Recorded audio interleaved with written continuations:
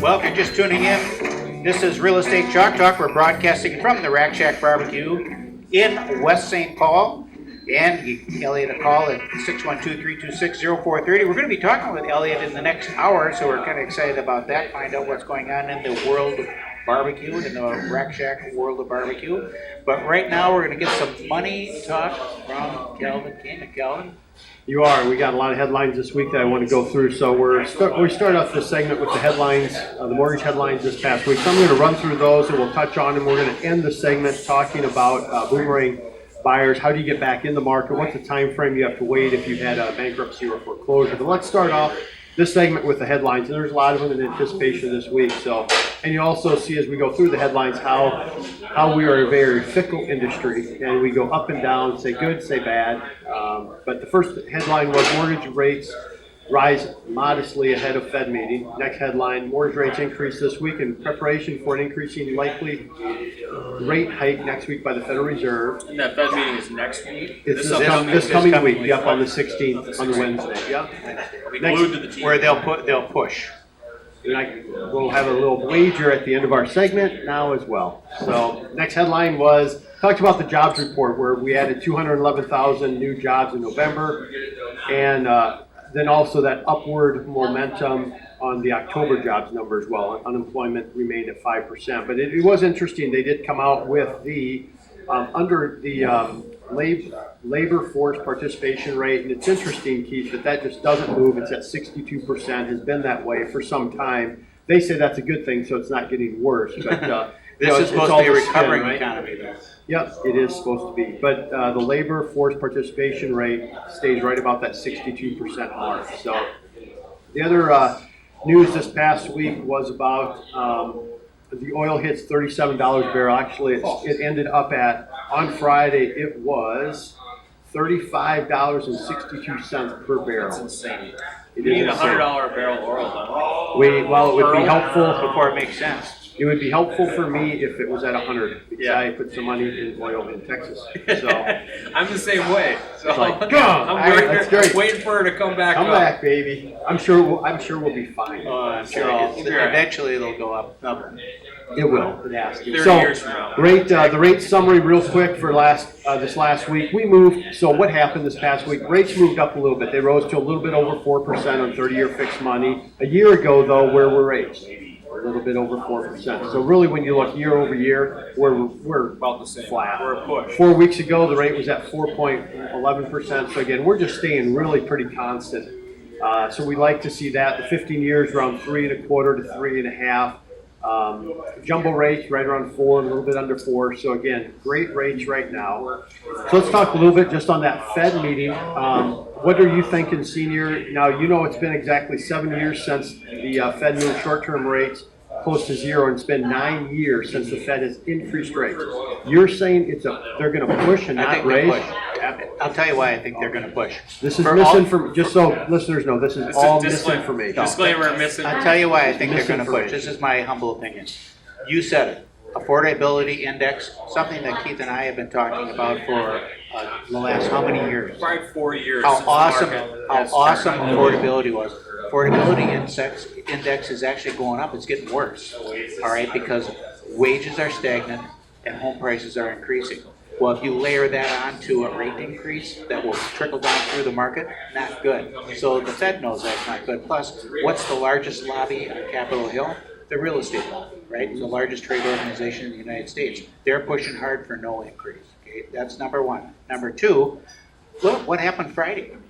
Stock market fell 300 points. That's because the oil prices went down. Whatever. Well, you got a market that's plunging 300 points. You think that's a reason to raise rates? The Fed typically raises rates as an inflation hedge, a hedge against inflation. There is no inflation, so why wouldn't they just keep it the way it is? Oil prices are in the tank. Another reason, do you raise rates when oil prices are falling and crashing? Is that going to help oil prices? Heck no.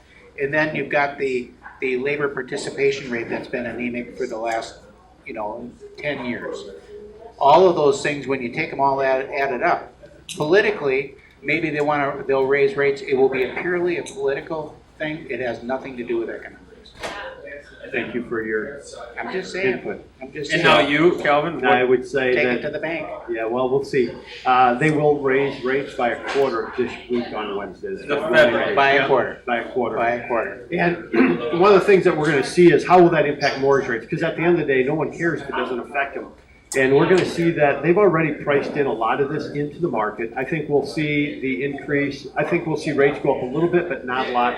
Remember that the Fed, the Fed is raising the federal funds rate and the discount rate. That's what they're affecting. So right, it's so we're really talking more about two short-term different money. things. Yep. We're talking about them raising the Fed rate, Yep. and will mortgage interest rates then also change? Correct. Yep. And I think they may go up a little bit, but we've priced in a lot. What we're going to look at is the pace of future hikes. So when they talk, they'll say we're going to increase the Fed funds rate by a quarter, and we anticipate X. And we anticipate X is where we're going to go in terms of where mortgage rates go. I think things you're going to notice right away is if you have credit cards that are pegged to the prime rates, that stuff's going to go up pretty quickly. But I think long-term mortgage interest rates, we'll have to see what the conversation is about how they're going to proceed going forward. How about adjustable rate mortgages then, or second home equity lines of credit, those types of things that are on an adjustment? Yeah, they'll be tweaking up a little bit. Okay. So again, and so let's jump real quick to, I just want to talk a little bit about how do you get back in the game when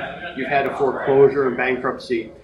And we're going to talk about foreclosures first. I'm really going to just talk about FHA loans and VA loans. And that waiting period is really 3 years. So get that in your head in terms of, okay, how long do I wait? You have to wait 3 years. But if you did, and that's really a foreclosure, a short sale, a bankruptcy is a 7 or 11 is 2 years, and a 13 you can be in it actually. You can be in a chapter 13. A 13. Yep, you can be in it as long as you've shown 12 months of Good payment good history. payment history, and we can actually get you financed while in a chapter 13. Which is really a personal It's a reorganization. reorg. Yep, it absolutely is. So that's what you're going to see for FHA loans, and that's the best loan. It's the shortest time frame other than the VA, which is a 2-year period of time for a VA loan to get back in. Now they do have waiting periods are shorter with extenuating circumstances. So they always say it's 3 years or it's 1 year if you had extenuating circumstances. They're pretty extenuating though, aren't they? I mean, you It have is, to meet some criteria. Yeah, it's a sudden and significant damage to their credit from, medical event, loss of wage earner. And you have to be able to look at the credit report and say, good credit, boom, blip. Event. Yeah, event is handled, boom, we're good again. So we have to be able to see that. And we've tried on a handful, and it's tough. It's tough to get the VA and it's tough to get those approved. So I think the best thing to do How is about go with your own 3 company then too? I mean, do you guys have any overlays on that? No, we don't have any overlay on it because we just go based on what FHA says and the VA Okay. says, and So if they're okay with it, you're okay with it. we're good with whatever they're good with. So if you have a son or daughter that maybe went through a hard period of time and they're saying, hey, I want to get back in, we're renting a house right now, we'd like to buy. If they've been out for 3 years, let's have that conversation. I think sometimes people think conventional loans, remember, it's 7 years or 4 Right, years. right. So Right. there's ways to get it in sooner. And if you're a veteran and went through a hard period of time, let's have that conversation because that's only 2 years. And so with a VA or FHA, it's a 3-year wait cycle. 2 on VA, 3 on FHA. 2 and 3. So Yep. so long as they've improved their credit to meet the minimum credit requirements. And with FHA, it's what? 640. Because 640. it's actually lower. We can get away with it lower than that, but that's a good benchmark. So if you're lower than that, let's still have a conversation because there's a lot of things that we can do to help increase that score fairly rapidly. Yeah. So we'd love to have that conversation. as Yeah, it well. really depends on what was going on at that time too. I mean, if you missed it 13 months, Right. you know, You lost your job, and you're just kind the of payments hurt though. You Oh, miss yeah. the mortgage Oh, yeah. payments, that hurts so much. So hurts a lot. if you've done a good job in getting the house sold quickly, or made payments, is scraped and scratched and clawed to make payments as much as you can to a certain point, and limited the amount of deficient payments that you have.